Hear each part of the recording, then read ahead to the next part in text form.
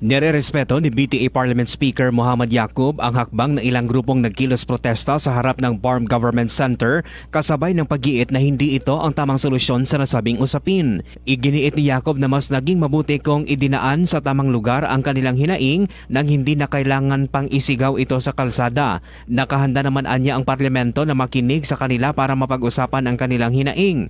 Ginagalang ni Speaker Yacub ang karapatan ng bawat isa na magpalabas ng saloobin pero dapat anya ay naaayon ito sa tamang proseso para ito ay matugunan agad. Pagsisiguro ni Yacub na handa silang makinig sa kanila pero ngayon ay wala pa anya siyang natanggap na anumang formal letter o apela mula sa nasabing grupo. This parliament very open, everyone be given respect. Pero sana hindi yung daraan pa sa mapahiya mo yung kasama mo because marami namang channel na we will be heard.